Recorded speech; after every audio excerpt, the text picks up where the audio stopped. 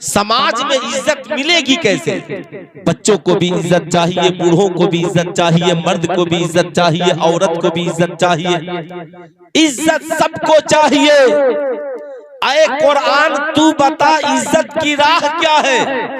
तो कुरान ने कहा उतुल इल्मा दर्जात, इल्म हासिल करो, शिक्षा ग्रहण करो, तालीम याफ्ता बन जाओ, सीने को इल्म का मदीना बना दो। बच्चे बच्चे को पढ़ाओ, बच्चियों को पढ़ाओ, औरतों को पढ़ाओ, बूढ़ों को पढ़ाओ, नौजवानों को पढ़ाओ, खुद भी पढ़ो, दूसरों को भी पढ़ाओ। तभी तो अल्लाह के नबी ने फरमाया तुम में का सबसे बेहतर वो है जो कुरान पढ़ता है और दूसरे को पढ़ता भी है और दूसरे को पढ़ाता भी है। अब समाज में इज्जत की सिर्फ एक राह है और उस राह का नाम है इल्म। क्या नाम है? पूरा मजमा हाथ उठाकर बोल दे क्या नाम है, और जोर से बोले क्या नाम है? इल्म। ऐ मेरी कौम के नौजवानों, दो रोटी कम खाना मगर तालीम जरूर हासिल करना। याद रखना बेकीमती लिबास पहनकर जिंदगी गुजार लेना ये बड़ी बात नहीं है। लिबास में पेबंद लगे हो मगर इल्म गौसे आजम वाला हो। साहब लिबास में पेबंद लगे हो मगर इल्म ख्वाजा कुतुबुद्दीन बख्तियार काकी वाला हो। जिस्म पे लिबास में पेबंद लगे हो मगर इल्म बरेली के अहमद रजा वाला हो। साहब लिबास में पेबंद लगे हो मगर इल्म ताजुश शरिया वाला हो। याद रखिएगा क्योंकि ये जलसा जो है फैजाने ताजुश शरिया है। ताजुश शरिया कौन है आपने कभी जाना?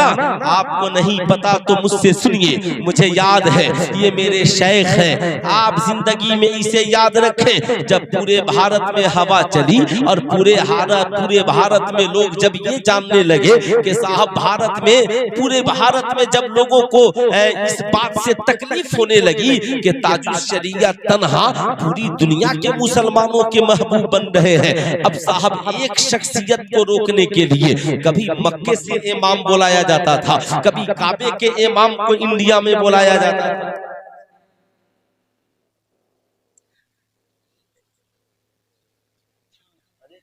बहुत गड़बड़ हो गया, और कुर्सी ले आइए।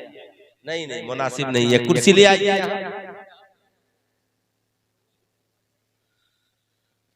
तो सिर्फ एक शख्सियत को रोकने के लिए अफ्रीका में कैसे रुके, अमेरिका में कैसे रोके। हाँ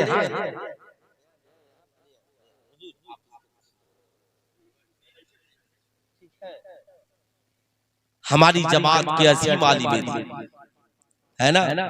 अब साहब देखिए इन्हें देखकर और इनकी उम्र को देखकर आप सरबराह आला की उम्र का अंदाजा लगा सकते हैं। मुझे तो लगता है कि हजरत लोग हम असर होंगे हजरत अल्लामा मसूद अहमद साहब किबला मिसबाही, क्योंकि कल के जलसे में सरबराह आला की सरपरस्ती थी और मैं शम्सुल उलूम में तक़रीर कर रहा था। तो ये सब बातें सुने, चूंकि मैं तो मेरा जो जिला है वो यूपी और बिहार से सटा हुआ है, तो मेरा आना जाना मुबारकपुर ही अक्सर और खुशी होता रहता है।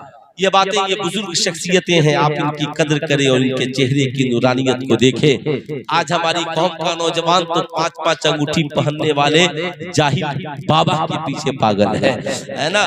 आप कमर तक बाल बढ़ाने वाले बाबा के पीछे पागल है, और मस्जिद की टूटी हुई चटाई पे बैठकर दीन जिंदा करने वाले इमाम को हम भूल जाते हैं, अपने आलिमों को भूल जाते। इसे याद रखें। तो एक हुजूर ताजुश शरिया, जहां गए वहीं इस्लाम फैल रहा है। लोग चेहरा देखकर इस्लाम कबूल कर रहे हैं। दिल्ली के रामलीला मैदान में बदअकीदों ने काबे के इमाम को बुलाया, हर जगह पंपलेट बांटा और कहा कि आज आप लोग रामलीला मैदान में नमाज पढ़े, इसलिए कि काबे के इमाम रामलीला मैदान में नमाज पढ़ाएंगे। अल्लाह ने इसका जवाब ये दिया कि काबे का इमाम रामलीला मैदान में आकर नमाज पढ़ाए, ये कोई कमाल की बात नहीं, बल्कि अहमद रजा का शहजादा काबे का मेहमान बन जाए, ये कमाल की बात है। नारे तकबीर, नारे रिसालत, अताए हुजूर सरकार ताजुश शरिया कॉन्फ्रेंस जलसे दस्तार बंदी हजरत अल्लामा मुफ्ती सुल्तान रजा साहब क़िबला।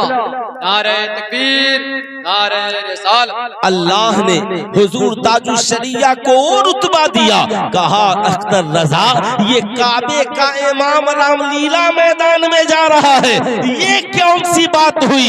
मजे की बात तो ये है कि तुझे काबे का मेहमान बनाया जा रहा है। साहबों याद रखिएगा, आज लोग कहते हैं मसलके आला हजरत क्या है? सुल्तान रजा कहना चाहेगा मसलके इमामी हुसैन का नाम ही मसलके आला हजरत है। ये मसलके आला हजरत कोई नया मसलक नहीं है। करबला में इमामी हुसैन ने अपनी औलादों को कटाकर अपनी जान की बाजी लगाकर जमाने को दर से वफा दिया। हुसैन की लड़ाई यजीद से दौलत की नहीं, शरवत की नहीं, बल्कि शरीयत की लड़ाई थी, शरीयत की बका की लड़ाई थी। हजरत इमाम हुसैन ने कहा यजीदियों, हुसैन पूरा खानदान कटा देगा मगर नाना की शरीयत पे आंच आ जाए ये हुसैन इब्ने अली को गवारा नहीं है। इमाम हुसैन ने मैदान करबला में बताया कि दुनिया वालों, मेरा बेटा शरीयत से बढ़कर नहीं है, मेरी औलादों की भूख और प्यास शरीयत से बढ़कर नहीं है, मेरी जिंदगी शरीयत से बढ़कर नहीं है। मैदान करबला है, 3 दिन के भूखे हैं इमाम हुसैन मगर कुरान की तिलावत हो रही है। 3 दिन से प्यासे हैं इमाम हुसैन मगर ज़मीने करबला में सजदे हो रहे हैं।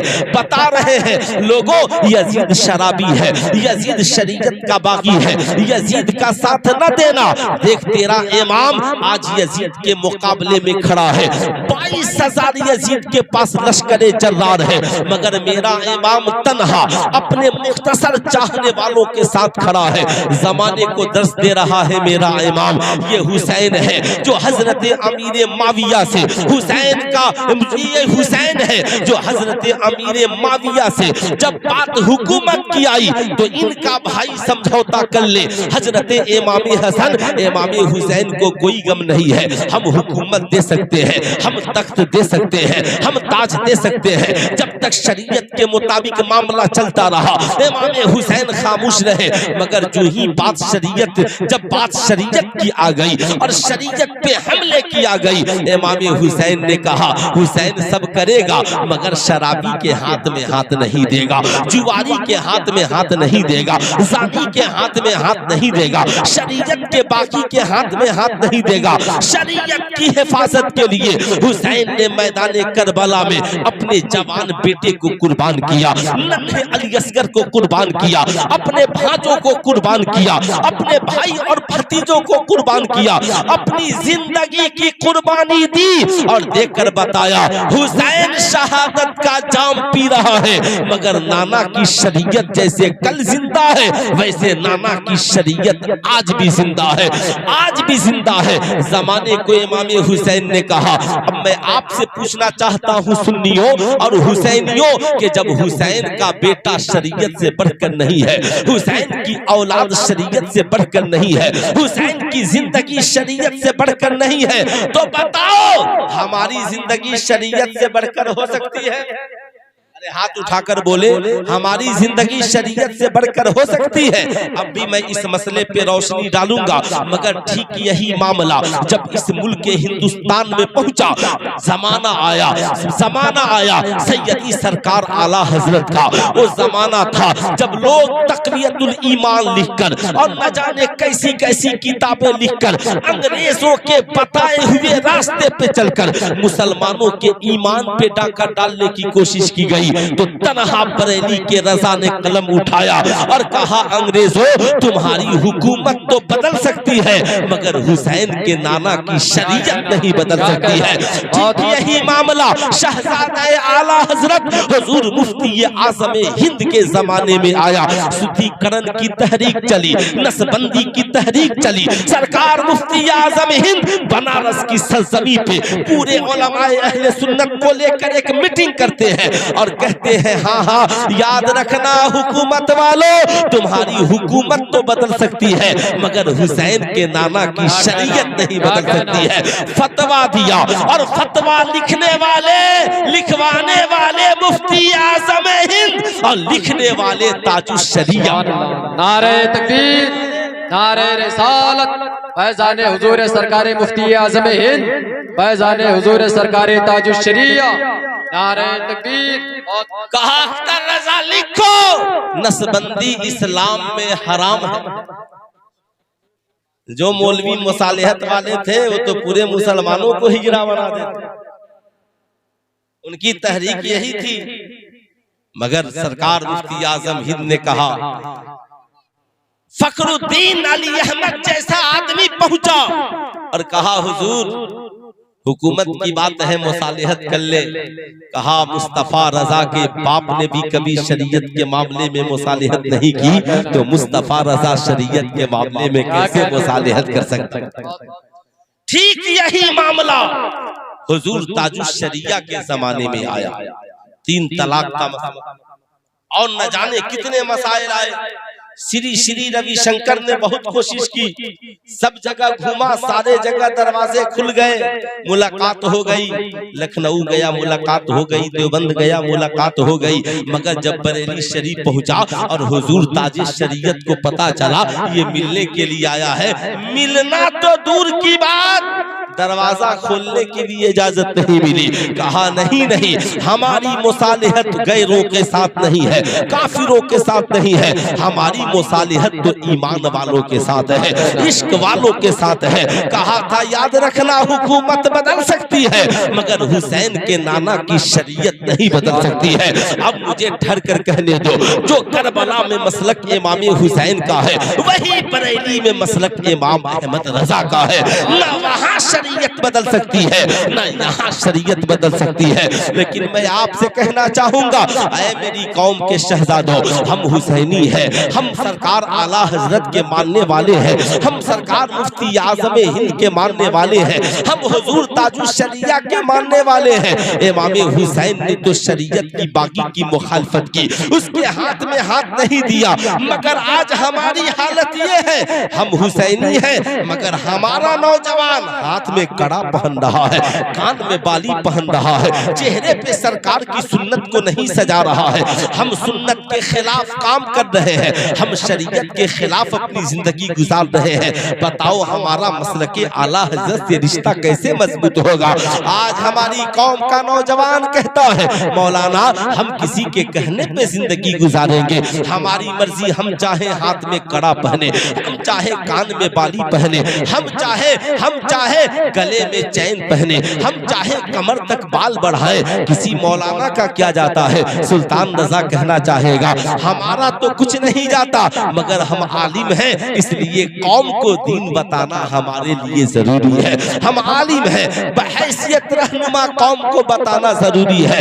ऐ मेरी कौम के नौजवानों सुनो, ये हाथ में कड़ा पहनना ये सिखों का तरीका है, फ्रेंच कट दाढ़ी रखना ये यहूदियों का तरीका है, हाथ में धागा बांधना ये कुफारो मुशरिकीन का तरीका है, ये 10-10 अंगूठी पहनना ये जाहिल बाबाओं और मस्तानों का तरीका है, ये कान में बाली पहनना ये नाचने वालों का तरीका है। सरकार फरमाते हैं मन तशब्बह बिकौमिन फहुव मिनहुम, जो जिस कौम से मुशाबहत रखेगा मरने के बाद उसका अंजाम उसी के साथ होगा, उसका हश्र उसी के साथ होगा।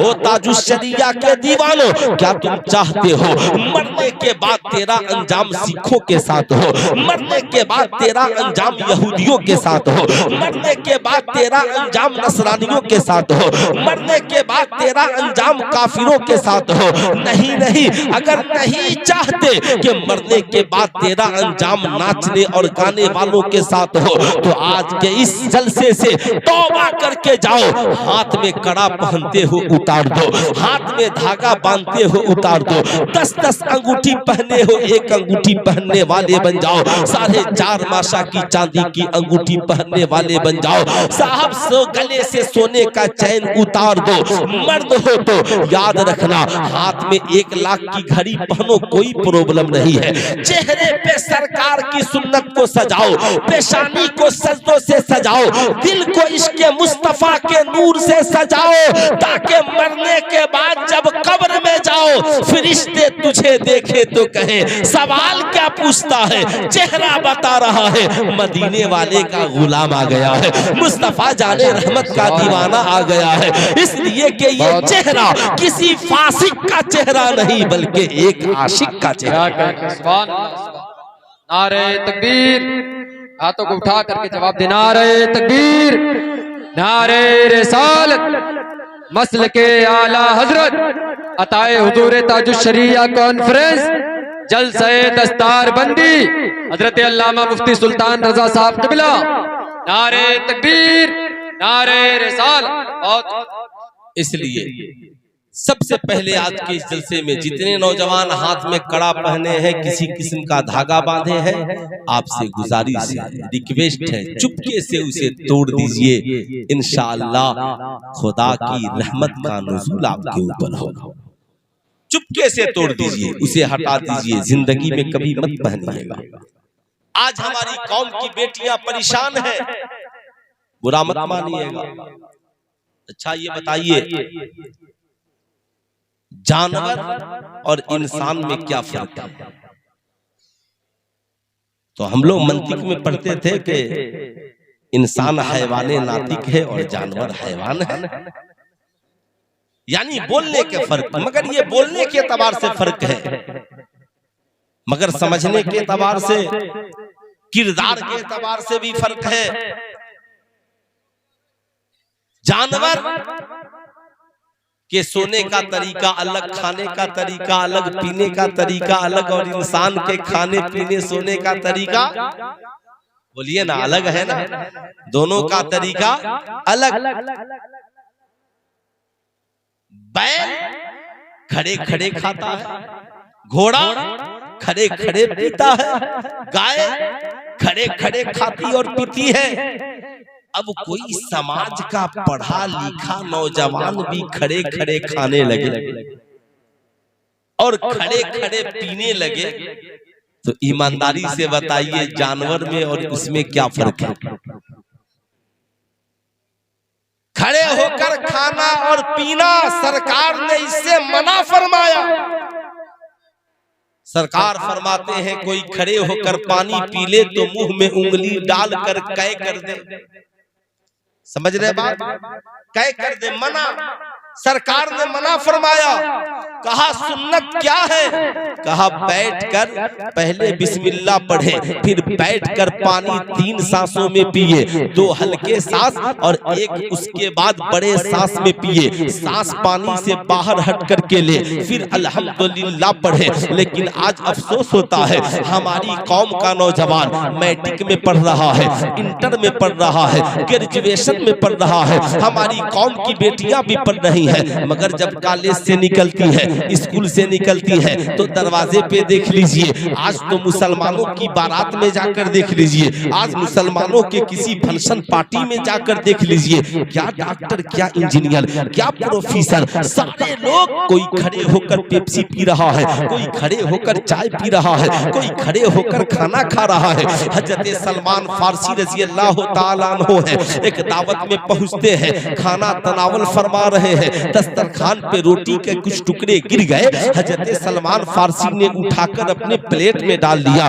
बगल वाले ने कहा सलमान फारसी आपके इस कारनामे की वजह से गैर मजाक उड़ाएंगे। हजरत सलमान फारसी कहते हैं अरे गैर मजाक उड़ाएंगे, मैं इन जाहिलों की वजह से अपने हुजूर की सुन्नत कैसे भूल सकता हूँ, अपने हुजूर की सुन्नत कैसे छोड़ सकता हूँ। ऐ मेरी कौम का नौजवान, आप एयरपोर्ट देखकर वीआईपी न बन जाना, आप स्टेशन पे जाकर वीआईपी न बन जाना, किसी बर्थडे पार्टी में जाकर वीआईपी मत बन जाना, किसी की शादी पार्टी में जाकर वीआईपी बनकर खड़े खड़े खाने पीने न लगना।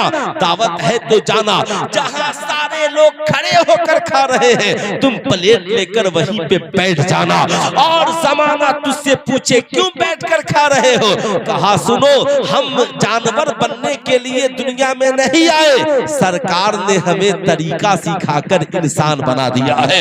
इसलिए कि खड़े होकर खाना और पीना ये जानवरों का तरीका है, और बैठकर खाना ये मुस्तफा जाने रहमत का तरीका है। इसलिए हम हमारे लिए रहबर और आइडियल ये VIP पर्सन नहीं है, बल्कि लक़द काना लकुम फी रसूलिल्लाहि उस्वतुन हसना, नबी की जिंदगी तुम्हारे लिए नमूने अमल है। इसलिए हम मजलिस कोई हो, खाएंगे तो बैठकर और पिएंगे तो, हाथ उठाकर बोले पिएंगे तो। कितने नौजवान हैं जो आज के बाद दावत में कभी खड़े होकर नहीं खाएंगे? जरा हाथ उठाए तो। कभी खड़े होकर नहीं खाएंगे। सुभान अल्लाह। हाथ नीचे रखें। ये जलसे बड़े जलसों को बामकसद बनाइए। ये जलसे होते ही इसलिए है। याद रखिएगा, इन मदारिस की जरूरत क्यों पड़ी, इन उलमा का किरदार क्या है। अगर ये उलमा न होते हमें वुजू का तरीका कौन बताता, अगर ये उलमा न होते नमाज का सलीका कौन बताता, अगर ये उलमा न होते हमारे कौम के बच्चे बच्चियों को कुरान कौन पढ़ाता, अगर ये उलमा न होते हलाल क्या है हराम क्या है ये कौन बताता। कसम खुदा की ये उलमाए किराम है, इनकी जूतियां हमारे सरों की ताज है, जिन्होंने हमें बोलने के लायक बनाया है, जिन्होंने हमें समाज में उठने और बैठने के लायक बनाया है। इसलिए उलमा से करीब रहिए। जब इनसे करीब रहिएगा जिंदगी में इनकलाब आएगा। हजरत उमर इब्ने खत्ताब का जमाना है। याद रखिएगा, एक पढ़ी लिखी आलिमा लड़की पर एक आवारा नौजवान आशिक हो गया। हर रोज गली में उसका पीछा करता। एक रोज आलिमा ने मुड़कर कहा, नौजवान हर रोज गली में मेरा पीछा करते हो, माजरा क्या है। उसने कहा, मैं तेरे हुस्न का दीवाना हूँ, मैं तेरी जवानी का दीवाना हूँ। उस आलिमा ने कहा, अच्छा हुस्न याद है और हुस्न बनाने वाले खुदा को भूल गए हो। हुस्न याद, मेरे इमाम ने क्या नक्शा खींचा, क्या नक्शा खींचा, जमाने को बताया, दर्श दिया। वही रब है जिसने तुझको हमा तन करम बनाया, हमें भीख मांगने को तेरा रास्ता बताया। तुझे हम्द है खुदाया, तुझे हम्द है खुदाया। अल्लाह अल्लाह बोल पड़ी, बोल पड़ी, बोल पड़ी वो आलिमा। हुस्न याद है, आंखें याद है, हुस्न को बनाने वाले खुदा को भूल गए हो। रब ने कुरान में क्या कहा, जमीनों आसमान में गौर करो। अफला यतदब्बरूनल कुरान, ऐ लोगों कुरान रखते हो मगर कुरान में गौर फिक्र क्यों नहीं करते हो। बताओ, अल्लाह ने तुझे जो आंखें दी है दुनिया में कोई मशीन जो ऐसी आंखें बना दे। अल्लाह ने जो तुझे हुस्न दिया है दुनिया में कोई जो तेरे हुस्न की तरह हुस्न बना दे।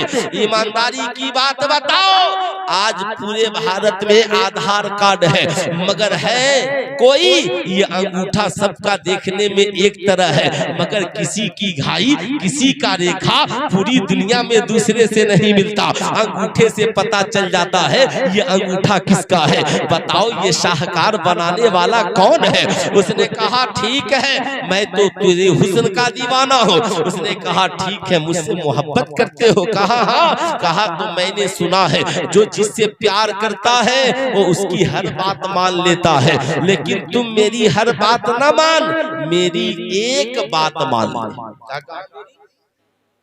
एक बात मान ले। माशाअल्लाह माशाअल्लाह। आप मेरी तरफ देखें, मेरी तरफ, मेरी एक बात मान ले। उसने कहा, क्या कहा, वो एक बात ये है कि मस्जिद नबवी शरीफ में चला जा और 40 रोज हजरत उमर इब्ने खत्ताब के पीछे नमाज पढ़। कितने रोज, कितने रोज, हाथ उठा करके बोले कितने रोज, 40 रोज हजरत उमर इब्ने खत्ताब।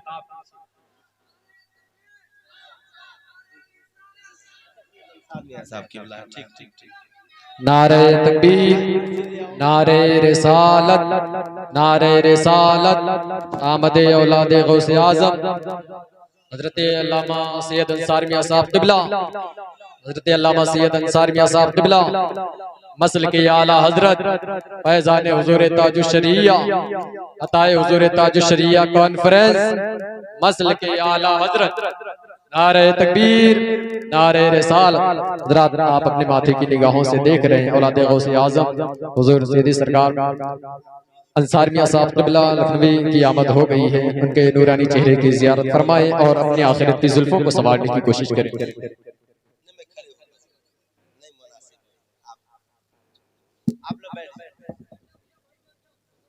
बैठ जाए।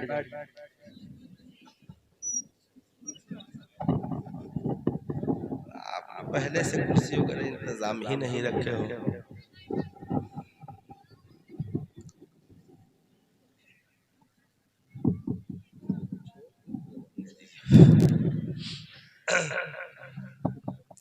माशाअल्लाह आप हज़रत तशरीफ रखें। देख रहे हैं औलाद गौसे आजम हुजूर सैयद अंसार मियां साहब किबला माशाअल्लाह बहुत दिनों पहले दिल्ली में हुजूर की सरपरस्ती में कई जलसे मैंने पढ़े और आज हुजूर वाला से मेरी मुलाकात हुई। बेपनाह खुशी। ये अदब सीखें हमेशा। अदब मलहूज़े खातिर रहे। कौन हर शख्स को उसके इल्म के हिसाब से रुतबे के हिसाब से आप इज्जत करें और ताज़ीम करें, है ना। हर शख्स हजरत ज़ैद इब्ने साबित अल्लाह अल्लाह साहब बहुत बड़े इमाम और बहुत बड़े आलिम, जिनकी बारगाह में पढ़ने के लिए कौन जाया करते थे? सरकार के चचा ज़ाद भाई हजरत अब्दुल्ला इब्ने अब्बास, ये पढ़ने के लिए जाया करते थे। अब सुने अदब का तकाजा, गौर से सुनेंगे। हजरत ज़ैद इब्ने साबित उस्ताद है। एक रोज सवारी पर सवार हुए, है ना, अपने घोड़े पे सवार हुए तो बहैसियत शागिर्द हजरत अब्दुल्ला इब्ने अब्बास ने अपने उस्ताद की सवारी के लगाम को थाम लिया और लेकर चलने लगे। तो हजरत ज़ैद इब्ने साबित की नजर जब पड़ी तो फौरन सवारी से नीचे उतर गए। फौरन सवारी से नीचे उतर गए और हाथ पकड़कर दस्तबोसी कर ली। कहा हुजूर आपने ये क्या किया? कहा शहजादे आप ये क्या कर रहे हैं? मैं घोड़े पर सवार हूँ और आप लगाम लेकर चल रहे हैं। कहा मुझे मेरे आका ने यही सिखलाया, मुझे मेरे घर वालों ने यूं ही उस्ताद का अदब करना सिखलाया है। हजरत ने हाथ चूम कर कहा सरकार ने मुझे भी अहले बैत से ऐसे ही प्यार करने का तरीका सिखलाया। साहब ये अदब है, ये मोहब्बत है, ये तकाजा है, खूब याद रखें। अब मैं जो अर्ज कर रहा था इसे सुने। उस आलिमा लड़की ने कहा मेरी एक बात मान ले, 1 करोड़ बात मानने की जरूरत नहीं है, एक बात मान ले, मस्जिद नबी शरीफ में चला जा और 40 रोज हजरत उमर के पीछे नमाज पढ़ ले। अब देखिए आपसे भी मैं कहूंगा, ये छोटे छोटे बच्चे हैं ना हमारे यहाँ, ये जितने छोटे बच्चे हैं इन्हें देखिएगा। एक पोएम बहुत मशहूर है, मछली जल की रानी है और जीवन उसका पानी है। सारे बच्चों को याद है, क्या बच्चा बूढ़ा, क्या बच्ची, छोटे छोटे सारे बच्चों को याद। मैंने एक रोज बच्चों से पूछा ये बताओ अगर मछली को पानी से अलग कर दिया जाए तो क्या होगा? कहा सर ये तो मर जाएगी। मैंने कहा तो फिर अगर हम मछली को पानी से निकाल दे तुम क्या करोगे? काम उठा करके फिर पानी में डाल देंगे ताकि मछली मरने नहीं पाए। मछली को जिंदा रहने के लिए पानी में रहना जरूरी है। ऐ मेरी कौम के शहजादों याद रखना, आज भारत के हर बच्चे को याद है कि मछली के लिए पानी जरूरी है। मगर आज से 1450 बरस पहले आमिना के लाल ने मस्जिद नबी शरीफ में ऐलान फरमाया अल मोमिनो फिल मस्जिद कसमको फिल मां। मोमिन का रिश्ता मस्जिद से ऐसे है जैसे मछली का रिश्ता पानी से है। मछली पानी के बगैर जिंदा नहीं रह सकती और मोमिन मस्जिद के बगैर जिंदा नहीं रह सकता। नारे तकबीर, नारे रिसालत, मसल के आला हजरत, नारे तकबीर, नारे रिसालत। बहुत आप ईमानदारी से बताएं, हमने कभी अपनी औलादों को मस्जिद की फजीलत बताई है? हमने कभी अपनी बेटियों को कुरान की तिलावत की फजीलत बताई है? आज हमने मज़ारों पर चादरें खूब चढ़ाई है, मगर बेटियों के सरों से दुपट्टा उतर गया तो बेटियों के सरों पे कभी हमने दुपट्टा चढ़ाने का काम किया? लेकिन हम तो हैं मसलक के आला हजरत वाले। हम तो आला हजरत के वफादार हैं। मैं कहूंगा वफादारी सिर्फ नारे से नहीं बल्कि किरदार से भी हो, इखलाक से भी हो, वफा से भी हो। याद रखिएगा खूब जिंदगी में इन बातों को। नौजवान ने कहा आलिमा कोई बात नहीं है, नमाज ही तो पढ़नी है। मैं हजरत उमर इब्ने खत्ताब के पीछे 40 रोज नमाज पढ़ लूंगा। उसे क्या पता था ये उमर है जिन्हें देखकर शैतान रास्ता बदल लेता है। ये उमर है जिन्हें देखकर शराबी शराब पीने से तौबा कर लेता है। ये उमर है जो मक्का मस्जिद नबवी में खड़े होकर मकामे नेहावंद में हजारों मील के फासले पे हजरत सारिया को देख लेते हैं। ये उमर है जो मशवरा देते हैं, जिब्रील अमी आयत की शक्ल में लेकर उतर जाते हैं। अल्लाह अल्लाह, ये उमर है जो उमर हजरत सारिया को देख सकते हैं, वो उमर अपने इस मुक्तदी को क्यों नहीं देख सकते। मस्जिद नबी शरीफ में पहुंचा, नमाज पढ़ी, नमाज खत्म हुई। हजरत ने पूछा नौजवान नए नए आए हो? कहा जी हुजूर। कहा सुनो, जिस्म भी साफ रखना और दिल भी साफ रखना। जिस्म साफ हो का होना भी जरूरी है और दिल का साफ होना भी जरूरी है। जो खुदा मस्जिद के अंदर देख रहा है वो खुदा मस्जिद के बाहर भी देख रहा है। बस जिंदगी में इसे याद रखना, हमेशा तस्वूर में रखना। नौजवान हजरत उमर के पीछे नमाज पढ़ने लगा, दिल की दुनिया बदलने लगी। अभी 40 दिन कौन कहे, 20 दिन में ही जिंदगी में इनकलाब आ गया। निगाहों में नूरे मुस्तफ़ा है, दिल में इश्क़ मुस्तफ़ा है, जिंदगी में सुन्नते मुस्तफ़ा है। नमाजों की पाबंदी हो गई, कुरान की तिलावत हो गई। नौजवान गुनाहों के दलदल से निकल गया। साहब या अय्युहल्लज़ीना आमनू तूबू इलल्लाहि तौबतन नसूहा का मिस्दाक बन गया। गुनाहों से तौबा कर लिया। अल्लाह अल्लाह 40 रोज गुजरे हैं। अर्ज गुजार होता है हज़रत उमर इब्ने खत्ताब से, हुजूर या अमीरुल मुस्लिमीन इजाजत दीजिए, अगर इजाजत हो तो मैं अपने घर को जाऊं, जरा माँ बाप की खिदमत भी कर लो। उमर इब्ने खत्ताब फरमाते हैं हाँ हाँ जाओ, याद रखना जिस शख्स से उसके माँ और बाप राजी नहीं होते उससे अल्लाह और उसका रसूल भी राजी नहीं होता। माँ बाप की रजा हर हाल में जरूरी है, इसलिए जा माँ की खिदमत कर और दुआएं लेकर के आना। नौजवान निकला है, पूछता है हजरत उमर इब्ने खत्ताब से, हुजूर जा तो रहा हूँ मगर राह चलने का तरीका क्या है? कहा राह चलने का तरीका ये है, निगाहें नीची कर लेना, निगाहों को नीची रखना और याद रखना रास्ते में कोई तकलीफ दे चीज मिले तो उसे हटा देना। ये तुम्हारे सरकार की सुन्नत है, ये मेरे नबी की सुन्नत है। अल्लाह अल्लाह, नौजवान मस्जिद नबवी शरीफ से निकला है, निगाहें नीची है, रास्ते से कंकर जर्रात को हटाते चल रहा है। लोग समझते हैं दीवाना जा रहा है, फरिश्ते कहते हैं ये तो नबी का मस्ताना जा रहा है। अल्लाह अल्लाह चला है। वो आलिमा लड़की जिसने कहा था 40 दिन नमाज पढ़ के आना, पहले निकाह करना, फिर मैं तेरी हो जाऊंगी तू मेरा हो जाएगा। वो आलिमा लड़की भी उसके इंतजार में खड़ी थी कि कहीं ये नौजवान मुझे झूठा न समझ ले। लेकिन अब जब ये नौजवान चला है तो निगाहें नीची हैं, आलिमा लड़की खड़ी रह गई और नौजवान निगाहें नीची किए गुजर गया। लड़की ने उसके दामन को थामा और पूछा नौजवान क्या हुआ, मुझे भूल गए, मेरा हुस्न याद न रहा, मेरी आंखें याद न रही। नौजवान मचल कर बोल पड़ा, बहन तेरी मोहब्बत का शुक्रिया, तूने मुझे उमर तक पहुंचाया, उमर ने मुस्तफा जाने रहमत तक पहुंचा दिया है। ऐ बहन अब इन निगाहों में जमाले मुस्तफा बस गया है, अब इन निगाहों में किसी और जमाल के लिए जगह नहीं है। मेरे इमाम ने यूं कहा, वो कमाले हुस्ने हुजूर है कि गुमाने नक्शे जहां नहीं, वही फूल खार से दूर है, वही शम्मा है कि धुआं नहीं, वही शम्मा है कि धुआं नहीं।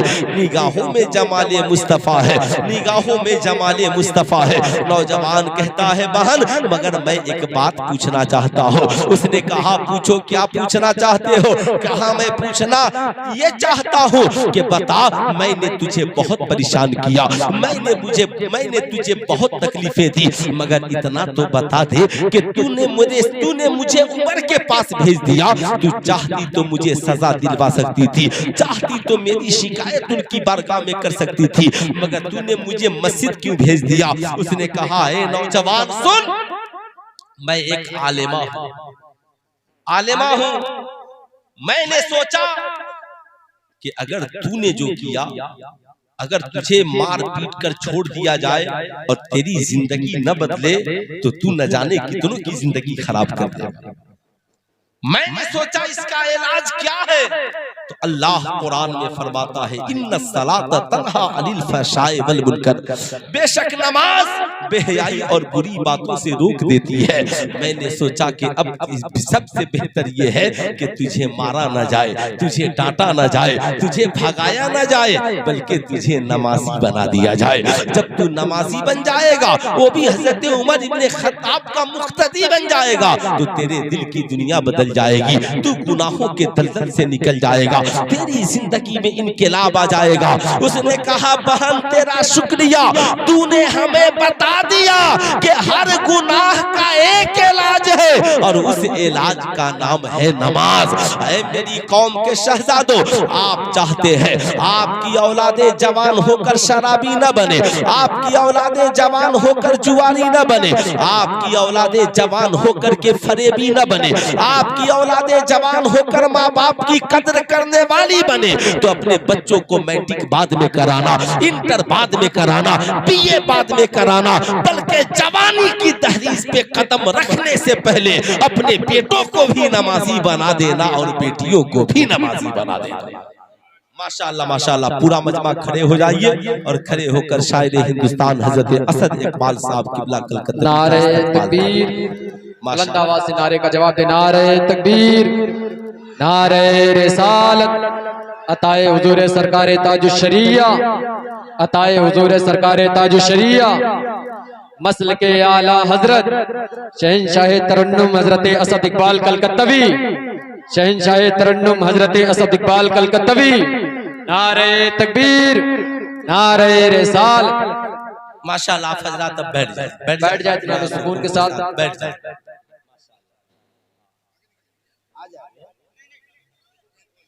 इधर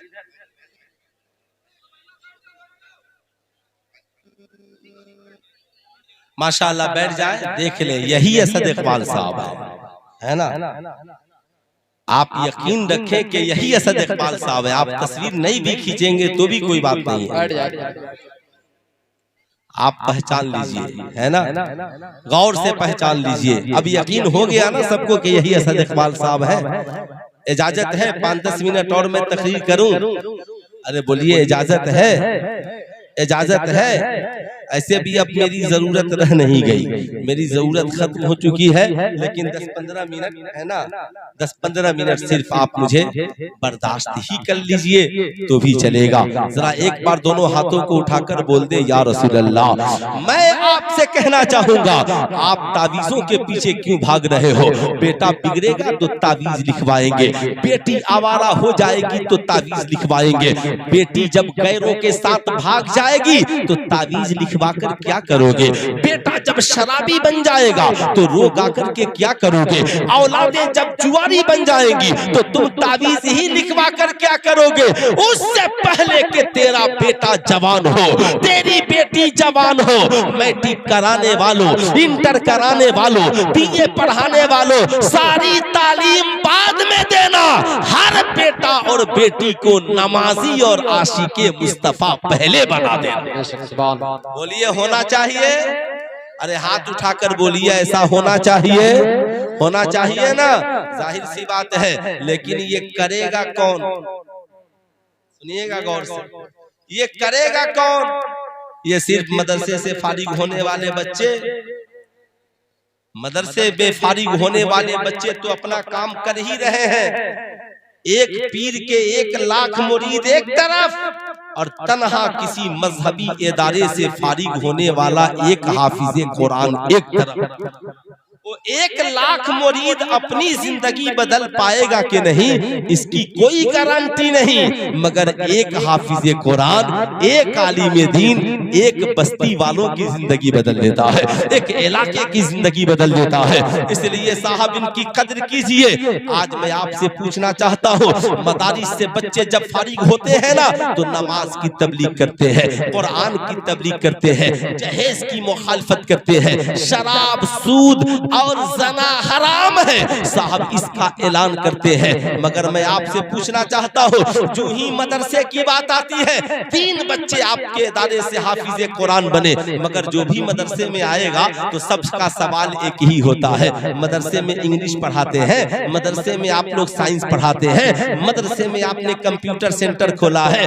मैं कहूंगा मिसबाही साहब से पूछिए, अब ये बात कहने की नहीं रह गई। अब अल्हम्दुलिल्लाह हमारे अक्सर उलमा उर्दू भी पढ़ते हैं, साहब इंग्लिश भी पढ़ते हैं, कंप्यूटर भी चलाते हैं। बनारस की हिंदी यूनिवर्सिटी हो या अलीगढ़ की मुस्लिम यूनिवर्सिटी, हर जगह मदरसे के फारिगीन बहैसियत प्रोफेसर ड्यूटी अंजाम दे रहे हैं। लेकिन आपसे मैं पूछना चाहता हूँ, ये मदरसे में 1% बच्चे पढ़ते हैं, मगर कुरान यही पढ़ेंगे, हदीस यही पढ़ेंगे, इंग्लिश यही पढ़ेंगे, मैथ यही पढ़ेंगे, साइंस यही पढ़ेंगे, कंप्यूटर यही चलाएंगे, स्कूल में इम्तिहान देकर मास्टर यही बनेंगे, साहब डॉक्टर यही बनेंगे, जज यही बनेंगे, वकील यही बनेंगे, कॉलेज में प्रोफेसर यही बनेंगे, मस्जिद में इमाम यही बनेंगे, तो पार्लियामेंट में दूसरा कोई क्यों जाएगा? खैर ये मेरा मौजूद सुखन नहीं है, मैंने यूं ही बोल दिया। अब सुनिए, ये 1% सब बनेंगे, मगर ये जो 99% हमारी कौम के बच्चे और बच्चियां हैं, ये कहां पढ़ते हैं? अरे बोला लो, स्कूल में, कॉलेज में। अगर मदरसे में जितने बच्चे पढ़ते हैं तो आप लोग आकर पूछते हैं मदरसे में कितने बच्चे हाफिज हुए? मौलवी साहब आपने क्या किया? आपने कभी स्कूल में भी जाकर पूछा कि इस साल मैट्रिक में कितने हमारे बच्चों का रिजल्ट आया है, इस साल इंटर में कितने हमारे बच्चे और बच्चियों का अच्छा रिजल्ट आया है, हमारे कितने बच्चे नीट क्वालिफाई किए हैं, आप किस तरीके से तालीम दे रहे हैं? आज आपने कभी जाकर के स्कूल में पूछा? कॉलेज के प्रिंसिपल से कभी पूछिए, मेरा बेटा शराबी नहीं था, कॉलेज में आने के बाद शराबी कैसे बन गया? मेरी बेटी बेहया नहीं थी, कॉलेज में आने के बाद सर से दुपट्टा कैसे उतर गया? मेरा बेटा तो कलम चलाने आया था, ये तमचे और बंदूक कब से चलाने लगा? अरे मेरी बेटी ये तो बड़ी बाशरम थी, मगर ये फेसबुक और ट्विटर हैंडल पे अपने जिस्म का मुजाहरा कैसे करने लगी? कॉलेज का प्रोफेसर कहेगा, जा जा जा, हम किताबें पढ़ाने आते हैं, तेरे बच्चों को किरदार सिखलाने नहीं आते। तेरा बेटा शराबी बने हमें क्या मतलब, तेरा बेटा जुआरी बने हमें क्या मतलब, तेरी बेटी किसी काफिर और गैर के साथ भाग जाए हमें उससे क्या लेना देना। आज साहब कॉलेजों में जितनी बुराइयां हैं, आज तक आपने कभी किसी को कहते सुना कि कॉलेज में सामूहिक दुष्कर्म हो रहा है, कॉलेज बंद कर दीजिए, कॉलेज में शराब की बोतलें पी जा रही है, कॉलेज को बंद कर दीजिए, कॉलेज में टीचरों को गोलियां मार दी जा रही है, कॉलेज बंद कर दीजिए? नहीं, कॉलेज में 1 करोड़ बुराइयां हैं, मगर कोई नहीं कहता। लेकिन मदरसे में लाख अच्छाई की तालीम दीजिए, करोड़ों अच्छाई की तालीम दीजिए, ऐसी असबियत की ऐनक को चढ़ा दिया गया है। जानते हैं क्यों? वो जान रहे हैं कि ये 99% जो स्कूल और कॉलेज में है, हम इनको जब चाहेंगे कान में बाली पहना देंगे, जब चाहेंगे हाथ में चूड़ी पहना देंगे, जब चाहेंगे इन्हें नाचने और गाने वाला बना देंगे, जब चाहेंगे इन्हें माँ बाप के खिलाफ खड़ा कर देंगे, जब चाहेंगे इन्हें शराबी और जुआरी बना देंगे। मगर ये जो 1% मदरसे में पढ़ने वाले हैं, ये साहब ये 1% कभी मस्जिद में, कभी जलसे में, कभी मिलाद में, कभी घरों में आकर इस्लाम की तबलीग करके लाखों बच्चों को शराब खाने से निकाल कर नमाजी बना रहे हैं, लाखों बच्चियों को मुर्तद होने से बचा रहे हैं, लाखों करोड़ों बच्चों को कुरान पढ़ा रहे हैं। मैं आपसे कहना चाहूंगा, ऐ मेरी कौम के शहजादों, ये 1% तो अपनी जगह पे काम कर रहे हैं, मगर अगर हम चाहते हैं हमारी जिंदगी कामयाब हो तो जहां मदरसे के बच्चों को बावकार बनाना जरूरी है, वहीं स्कूल और कॉलेज में पढ़ने वाले बच्चे और बच्चियों का किरदार भी अच्छा बनाना जरूरी है, कैरेक्टर भी अच्छा बनाना जरूरी है, उनकी जिंदगी में भी इनकलाब लाना जरूरी है। वरना ऐसा ना हो कि हर बाप जिंदगी में रोता हुआ नजर आए, ऐसा ना हो। याद रखिएगा, आजकल लोगों के जहन में ये बात आम है, हर नौजवान ये समझता है मैं जो कमाता हूँ ये सब मेरा है। हमारी बीवियां समझती हैं कि मेरा शौहर जो कमाता है ये सब मेरा है। मगर गौर से सुनना मेरा तेरा करने वालों, कहते हो बाप ने क्या किया है, मेरी माँ ने क्या की है, ये सब जो कुछ किया है मैंने किया है, मेरा बाप ने मुझे दिया क्या है। सुल्तान रजा कहना चाहेगा किसे तू कह रहा है? कभी तूने सोचा कुरान ने कहा बिलवालिदैन एहसाना, माँ बाप के साथ एहसान करना, वज़िल कुर्बा और कुराबतदारों और रिश्तेदारों के साथ एहसान करना, इनके साथ बदले की भावना न रखना। मेरा बाप मुझे खिलाएगा तो मैं खिलाऊंगा, मेरी माँ मुझसे रिश्ता रखेगी तो रखूंगा, मेरा भाई मुझसे प्यार करेगा तो करूंगा, ये बदला है। एहसान तो ये है, हजरत प्यार करे न करे मैं इनकी दस्तबोशी कर लूं, ये एहसान है। साहब तेरा भाई तुझे खाना दे न दे मगर तू खाना बने तो उसे खिलाए, ये एहसान है। तेरे माँ बाप तुझे जमीनों जायदाद दे न दे मगर तू जब जमीनों जायदाद करे तो माँ बाप को उसमें रखे, ये एहसान है।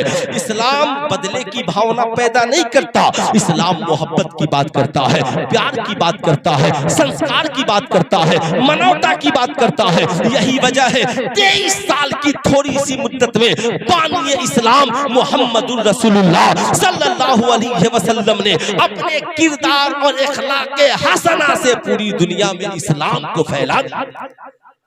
अब एक नौजवान आका करीम की बारगाह में पहुंचा, अर्ज गुजार हुआ या रसूल अल्लाह, मेरी ये तकरीर बार बार होती है मगर हुजूर सैयद बादशाह मियां फरमाते हैं कि करोड़ों बार कीजिए, हर जगह कीजिए, ताकि कम से कम जिस माँ बाप ने जल भून कर अपने बेटों को अच्छा बनाया, कम से कम उन्हें माँ बाप को हक तो मिल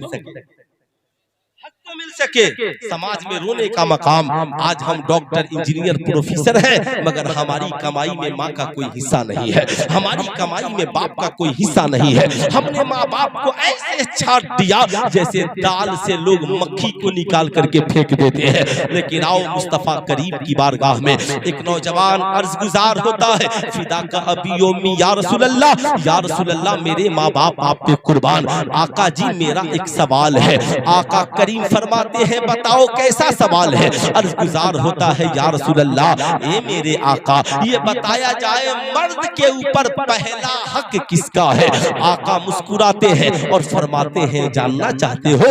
अरे मर्द के ऊपर पहला हक उसकी माँ का है। किसका है? पूरा मजमा हाथ उठाकर बोल दे किसका है? इतने जोर से बोले सबके कानों तक आवाज पहुंच जाए, मर्द पर पहला हक, और जोर से बोले पहला हक माँ का। अब साहब इत्मीनान से सुने, साहब ये रसूल है। दूसरी बार पूछा या रसूल अल्लाह फिर किसका? आका फरमाते हैं तुम्हारी माँ का। फिर ठहर गए, तीसरी बार पूछा या रसूल अल्लाह फिर किसका? आका फरमाते हैं तुम्हारी माँ का। फिर ठहर गए, चौथी बार अर्ज गुजार हुए या रसूल अल्लाह ये बताया जाए फिर किसका? आका फरमाते हैं तुम्हारे बाप का। अब आला हजरत सरकार से पूछा गया हुजूर ये बताया जाए मर्द कमाए तो क्या करे? आला हजरत फरमाते हैं अगर 100 रुपए कमाए तो 75 माँ को दे दे और 25 बाप को दे दे। इसलिए कि सरकार ने 3 बार माँ का जिक्र किया है और 1 बार बाप का जिक्र किया है। पूछा गया हुजूर ये बताया जाए माँ का रुतबा बड़ा है या बाप का? आला हजरत फरमाते हैं मोहब्बत मोहब्बत मोहब्बत माँ से ज्यादा करो और अदब बाप का ज्यादा करो। इसलिए कि बाप तेरा भी हाकिम है और तुम्हारी माँ का भी हाकिम। तेरा भी हाकिम है, तुम्हारी माँ का भी हाकिम है। ऐ मेरी कौम के नौजवानों, याद रखना, जिस माँ को इस्लाम ने ये रुतबा दिया, जिस बाप को इस्लाम ने ये मकाम दिया कि माँ के कदमों के नीचे जन्नत, बाप जन्नत का दरवाजा, हमारी कमाई पे हमारी माँ का अधिकार है, मगर आज उस माँ के नाम से एक अकाउंट भी नहीं है। हमारी बीवियों के नाम के पास ATM कार्ड है, मगर मेरे बाप के पास तो सिर्फ बुढ़ा पेंशन योजना वाला खाता है। मेरी माँ के पास सिर्फ वृद्धा पेंशन योजना वाला खाता है। हमारी माँ का अकाउंट खाली है और बीवियों का अकाउंट भरा हुआ है। हमारी बीवियां हमारी माँ से कहती है मेरा शौहर नहीं कमाता, तो ये होता, अरे ये तो मेरी माँ को कहना चाहिए था कि अगर मेरा लाल नहीं कमाता और मैं अपने बेटे को इतना अच्छा नहीं बनाती तो न तेरी जिंदगी अच्छी कटती, न तेरी औलादों की जिंदगी अच्छी कटती। ऐ मेरी कौम के नौजवानों, आज यही वजह है हम चादर चढ़ाकर भी परेशान हैं, इसलिए कि चादरें पहुंच रही हैं, माँ बाप की दुआएं नहीं पहुंच रही हैं। आज हम सजदे करके भी परेशान हैं, इसलिए कि सजदे हो रहे हैं मगर माँ बाप की दुआएं नहीं हो रही हैं। हम तावीज पहन कर भी परेशान हैं, इसलिए कि इन फकीरों से दुआएं तो मिल रही हैं मगर माँ बाप की दुआएं नहीं मिल रही हैं। आप चाहते हैं चादरें मकबूल हो तो माँ बाप से दुआएं पहले लीजिए, चादरें बाद में लेकर पहुंचिए। आप चाहते हैं सजदे मकबूल हो, माँ बाप से दुआएं पहले लीजिए, सजदे बाद में कीजिए। आप चाहते हैं तावीजों से शिफा मिले तो माँ बाप से दुआएं पहले लीजिए और इन बुजुर्गों से तावीजें बाद में लीजिए, बाद में लीजिए। याद रखिएगा, मैं ये नहीं कि जिसको जो चाहा बोल करके चल दिया। मैं अपने उलमा से भी अदब से कहूंगा, हर शख्स की इज्जत बरकरार रहे, तकरीर कीजिए, किसी को निशाना मत बनाइए, सबकी इज्जत बरकरार रहे। अल्लाह ने जिसे इज्जत दिया उसे हम नीचा करने वाले कौन होते हैं? दहलीज़े दिल है उनका कदम खैरियत से हो और मौला ने रख लिया है धर्म खैरियत से हो। ऊंचा जो चढ़ गया है गिराया न जाएगा और रिफअत की मंजिलों से बहुत ऊंचा जो चढ़ गया है, ऊंचा जो चढ़ गया है, अब कोई लाख मुखालफत कर ले, मेरे सरकार हुजूर ताजुश शरिया को कोई गिरा सकता है क्या? साहब जलने वाले जलते रह जाएं, मेरे उस्ताद का ये शेर है। डॉक्टर जौहर मियां शफी आबादी कहते हैं, ऊंचा जो चढ़ गया है गिराया न जाएगा, रिफात की मंजिलों से हटाया न जाएगा। दहलीज़े दिल है उनका कदम खैरियत से हो और मौला ने रख लिया है धर्म खैरियत से हो। मेरी कौम का नौजवान, आज के बाद माँ को रुसवा न करना, माँ को चाय की होटल, माँ को रुपए पैसे के लिए कभी मोहताज न बनाना। तुम चाहते हो तेरी जिंदगी में तरक्की हो, तेरे बिजनेस में कामयाबी हो, तुम चाहते हो तुम डॉक्टर इंजीनियर बनकर समाज में चमको, जमाना तेरी कदर करे तो सुबह को माँ से दुआएं लो, शाम को माँ से दुआएं लो। तुम दिल्ली रहो, मुंबई रहो, कलकत्ता रहो, जब तनख्वाह मिले तो पहला फोन अपनी माँ को करो। अम्मा जी ये बताइए आपको कितने पैसे की जरूरत है? आज आपके बेटे को तनख्वाह मिल गई है। माँ होती है, माँ जब सुनेगी ना तो कलेजा फक्र से चौड़ा हो जाएगा, कहेगी अच्छा बेटा ठहर जा, कितनी तनख्वाह मिली है? 5,000, 10,000, 20,000। आहा, माँ दुआ करती है अल्लाह और दे, अल्लाह और दे, अल्लाह और दे। माँ कहती है ठहर जा, तेरे अब्बा से पूछ लेने दे। जाती है, मुझसे सुना है मेरे बेटे का फोन आया था, कह रहा था तनख्वाह मिली है, कितने पैसे की जरूरत है मैं भेज देता हूँ। बाप का चेहरा खिलता, कहता सुनो पैसा ना मांगना, पैसा ना मांगना, मेरे बेटे से कहना पहले अपने और अपने बीवी बच्चों की जरूरत पूरी कर ले। अपने लिए ईद में नए कपड़े बनवा ले, हम तो बूढ़े हो गए, हमारी ईद तो पुराने कपड़ों में भी हो जाएगी। मेरा बेटा और मेरी बहू नए कपड़े पहन लेंगे, हमारी ईद हो जाएगी। बच्चे तो भेज देना। ऐ मेरी कौम का नौजवान, ये माँ का जिगर है। सारी दुनिया में कोई नहीं चाहता कि तुम उससे आगे बढ़ो, तेरा दोस्त नहीं चाहता तुम उससे आगे बढ़ो, तेरा भाई नहीं चाहता तुम उससे आगे बढ़ो, तेरा पड़ोसी नहीं चाहता तुम उससे आगे बढ़ो। ये सिर्फ माँ बाप हैं जो सोचते हैं मैं रिक्शा चलाऊं मगर बेटा IPS अफसर बन जाए, मैं किसान बन करके रहूं बेटा वक्त का इंजीनियर डॉक्टर और प्रोफेसर बन जाए, मैं टूटी झोपड़ी में रहूं बेटा आलीशान महल में रहे, ताकि मेरा बेटे को देखकर मेरे दिल को तसल्ली मिले। ऐ मेरी कौम के शहजादों, आज के इस जलसे से पैगाम लेकर जाओ, आज के बाद कमाना तो सबसे पहले अपनी माँ और अपने बाप को खिलाना। कितने नौजवान ऐसा करेंगे? जरा हाथ उठाकर बताएं कितने नौजवान ऐसा करेंगे? सब करेंगे? सुभान अल्लाह।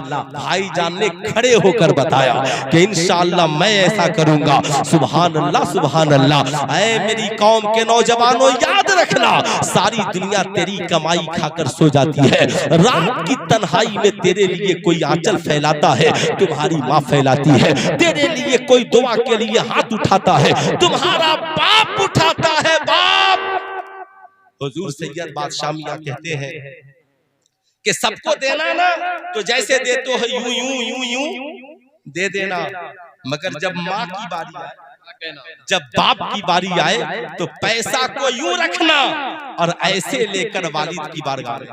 बहुत अच्छा पैगाम। असातिज़ा के साथ भी यही कद्र करना, अपने बड़ों के साथ ऐसे लेकर जाना और कहना अम्मा जी आपके लिए कोई कैद नहीं, आप जितनी दौलत चाहे ले ले, मैं भी आपका, मेरी दौलत भी आपकी, मेरी दौलत भी आपकी, जितनी चाहे दौलत ले ले। ऐ मेरी कौम के नौजवानों, जिस दिन हमने ऐसा कर लिया, कसम खुदा की याद रखना, हमारी दुनिया भी हसीन होगी और आखिरत भी हसीन होगी। लेकिन सवाल ये उठता है कि साहब ये 1% तो सुधर रहे हैं, मगर इस 99% को संवारने के लिए जरूरी है। आप इसी बच्चे जब 3 साल के होते हैं ना, 6 साल के तब स्कूल में पढ़ते हैं, मगर 3 साल से लेकर 6 साल नर्सरी LKG UKG इन्हीं मदरसों में पढ़ाइए। हर कौम के बच्चे बच्ची को मदरसे में लाइए, ताकि हमारा वहाँ और यहीं पर पैसे देकर डॉन बॉस्को, इमानुअल और DPS के नाम पे पैसे बर्बाद मत कीजिए, उन्हीं पैसे से अपने इन इदारों को मजबूत कीजिए, यहीं पैसे देकर पढ़ाइए। 1 से 100 यहीं, क से या यहीं, अलिफ से या यहीं, सब यहीं पढ़ाइए। 6 साल की उम्र हो तब स्कूल ले जाइए, हर बच्चा बच्ची को पढ़ाइए, ताकि हमारा आलिम हर हफ्ते एक दिन कौम के बच्चों को दीन सिखाए, दीन सिखाए, बताए शराब पीना हराम है, जना करना हराम है, जुआ खेलना हराम है, ताकि नौजवान जब कॉलेज में जाए और कोई साथी कहे चल आज शराब पी लेते हैं, तो कहे ना, मैं पानी पी सकता हूँ, शरबत पी सकता हूँ, शहद पी सकता हूँ, जिंदगी में कभी शराब नहीं पी सकता। कहेंगे क्यों? कहा बचपन में मौलवी साहब ने मदरसे में बताया था, शराब पीना भी हराम है, शराब पिलाना भी हराम। इसलिए मैं आपसे कहूंगा, आप बच्चों को कॉलेज में पढ़ाइए, डॉक्टर, इंजीनियर, प्रोफेसर सब बनाइए, मगर सबसे पहले कौम के हर बेटा बेटी को कहाँ ले आइए? हाथ उठाकर बोलिए कहाँ ले आइए? अच्छा ये बताइए, अगर ये मदरसे नहीं हो तो हमें नमाजी कौन बनाएगा? मदरसे नहीं हो तो बच्चों को हाफिज कुरान कौन बनाएगा? मैं आपसे कहूंगा, अल्लाह ने आपको दौलत दी है ना, तो इन मदरसों के नाम पर कुर्बान कीजिए। अल्लाह ताला अगर बरोज़े महशर आपसे पूछ दिया कि बता बता तूने दुनिया की सब तालीम के लिए पैसे खर्च किए मेरे बंदे, मेरी दी हुई दौलत से इंग्लिश अरबी फारसी सारी तालीमें हुई, मगर बता कुरान की तालीम के लिए तूने कितने पैसे खर्च किए? तो क्या हम कहेंगे हमने ज़कात दी थी, फितरा दिया था? ये तो गरीबों का हक है। इसलिए मैं कहूंगा, उठिए, कुरान की तालीम के लिए अपने इस इदारे को मजबूत कीजिए, ताकि ये इदारा मजबूत हो। है कोई नौजवान जो अपनी माँ की मोहब्बत में एक बच्चे को हाफिज कुरान बनाने के लिए, कुरान की तालीम के लिए 11,000 रुपए देने के लिए तैयार हो? कोई है ऐसा नौजवान? मैं देखना चाहता हूं कौन ऐसा नौजवान है जो अपनी माँ बाप के नाम पर किसी बच्चे को हाफिजे कुरान बनने के लिए 11,000 रुपए देना चाहता हो। जाहिर सी बात है, मैं तो कहता हूं कि अब चंदा वगैरह मत कराइए, लेकिन कभी कभी मुझे कहना पड़ता है। मैं भी देखना चाहता हूं, मत करो 40वां में 1.5 लाख खर्च, मत करो बरसी में 50,000 खर्च। इन पैसों को बचाओ, मत चढ़ाओ मजार शरीफ पर 1,000 की चादरें, 50 रुपए की फूल की चादर चढ़ाओ, 450 रुपए बचा कर लाओ, मदरसे में प्रिंसिपल साहब को दो और कहो हुजूर हजरत गरीब नवाज के नाम पर किसी गरीब बच्चे की तालीम के लिए कापी किताब और कलम खरीद दीजिए। तुम्हारी चादर से जितने गरीब नवाज खुश नहीं होंगे, उससे ज्यादा कुरान की तालीम से खुश हो जाएंगे। बाप दादा के 40वां में हम 50,000 खर्च कर दें, एक रात में 50,000 का मामला खत्म हो जाएगा। मगर हम मुख्तसर फातिहा करके अगर उन्हीं पैसों को बचाकर माँ के नाम पे किसी बच्चे को हाफिजे कुरान बना दिए, आलिम दीन बना दिए, कसम खुदा की एक बनेगा, एक 10 को बनाएगा, 10 50 को बनाएगा। आप कब्र में होंगे, माँ बाप भी बख्शे जाएंगे, आप भी बख्शे जाएंगे। है कोई नौजवान जो अपने माँ बाप के नाम पे कुरान की तालीम के लिए कुछ देना चाहता हो? ये तो मैंने कह दिया 11,000, लेकिन आप में से कोई कुछ देना चाहता हो? जितना देना चाहता हूं मैं देखना चाहता हूं कोई नौजवान देना भी चाहता है कि नहीं देना चाहता। कितना देंगे? 5,000। माँ क्या नाम हुआ? मोहम्मद सईद साहब सिमरावा। 5,000 रुपए इस इदारे के लिए देंगे ताकि बच्चों को कुरान की तालीम दी जाए। माशाल्लाह, दोनों हाथों को उठाकर बोल दे नारे तकबीर। अरे और जोर से बोले। कुछ अच्छा नहीं लगा क्या आप लोगों को? अच्छा लगा ना तो हाथ उठाकर बोले नारे तकबीर, नारे रिसालत, अवामे अहले सुन्नत। और कोई नौजवान जो कुरान की तालीम के लिए माँ के नाम पर देना चाहता हो? है कोई और दूसरा नौजवान? कोई पाबंदी नहीं। मैं ये देखना चाहता हूँ कि माँ की मोहब्बत में कौन कितनी कुर्बानी दे सकता है कुरान की तालीम के लिए। हदीस मुस्तफा 1100 रुपए। माशाअल्लाह, क्या नाम हुआ बाबू? अच्छा, इधर मोहम्मद दिलशाद बाबू 1100 रुपए कुरान की तालीम के लिए देंगे। 2 नौजवान खड़े हो गए हैं। और कोई तीसरा शख्स जो कुरान की तालीम के लिए देना चाहता हो?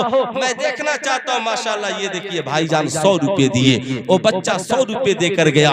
मेरे तरफ से कोई जुल्म और जबर नहीं है। कुरान की तालीम के लिए सुल्तान रजा मांगा है। मुझे उम्मीद है।